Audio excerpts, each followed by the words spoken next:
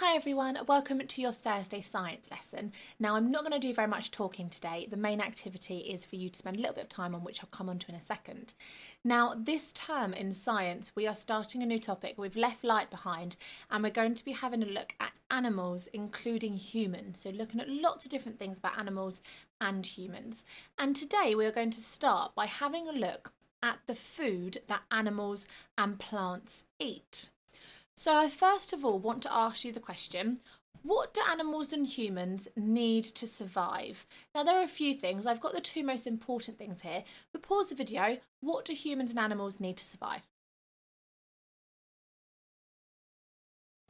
So you might have a few more things. Now when we think about survival, we're talking about the bare necessities of things that you need. You do not need your phone or you do not need Roblox to survive. Think about way back in the time, what do you need? Without it, you would die. So we're thinking about things like food and water. Humans also will need shelter because especially if it's incredibly hot or incredibly cold, you could get hypothermia or you could get too hot, you kind of get dehydrated as well. But food and water are kind of the two main things that you would desperately need. But why do animals and humans need food to survive? What I'd like you to do is I'd like you to pause the video and have a think, why do we need food? So why do we need food? Well, food has really important nutrients and vitamins and stuff in it, and it gives us our fuel for our body. Just like you need to put petrol or diesel in your car for your car to be able to move, you have to put food in humans and animals to give them energy, to help them to be able to go about their everyday tasks. If you do not have enough food, your body can't do its normal thing, and unfortunately, you would end up dying. How do we get our food? Have a pause of the video. First of all, think like genuinely, how do you get your food? But then think about it a little bit deeper as well for me. So you might be thinking, how do you get your food? You go to your kitchen cupboards and you open it and there it is. Or you may have also thought, well, I just pop down to Asda and I go and get what I need. But thinking about how we actually get food, well, we have to make our own food. So we have to plant fruit and vegetables, or we literally make things by mixing things together. We get some of our food from animals. So if you eat meat or fish or even eggs, they've come from chickens and stuff like that. So we use the world around us to create and to get our food. But what about animals? So if we start with a lion, what does a lion eat? Well, a lion, on top of a few things, might eat things like deer or antelope or things like that. But what do they eat? Well, they might eat grass or plants or things like that. So there is what we call a food chain. So we all have things that we eat, but most of the time, those things that we eat also eat something else. So what does a human eat? Well, a human might eat things like a pig, and what does a pig eat? A pig might eat things like grains. That's your food chain.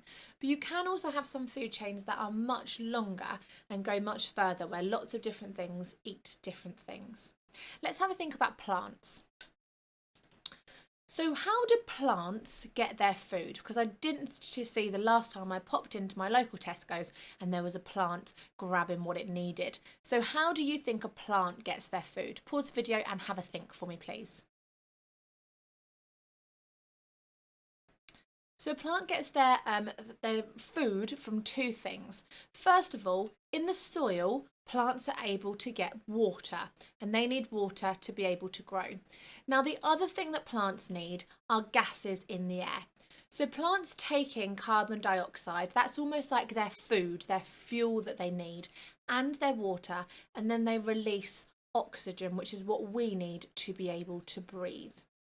So wouldn't it be cool if we didn't have to pop to our local Asda or have to grow our own food?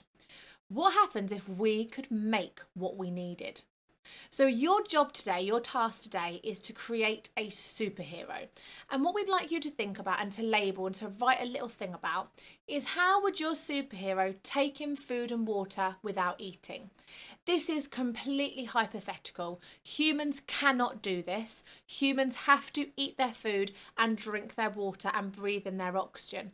But we're just having a little think about how cool it would be if we didn't have to do our eating. Could we stand on the floor and the water gets sucked up through the soles of our feet? Do we sniff and we get all of our vitamins? Do we lift up our armpits and bread flies in them? I don't know. It can be completely as creative as you want. But your human has to have the basic things that they need to survive. So food, water, thinking about oxygen as well. So draw your little superhero, label them, and then write a bit of a description as well. So that's what we'd like you to do today. I cannot wait to see your superheroes who can find alternative ways to eat and drink. Think about what the plants do, and maybe you'll get some ideas. Maybe they don't eat bread, maybe they eat something else. Oh, we don't mind at all. Have a great day, guys. This is going to be a really exciting science topic that we're going to focus on this term. Bye.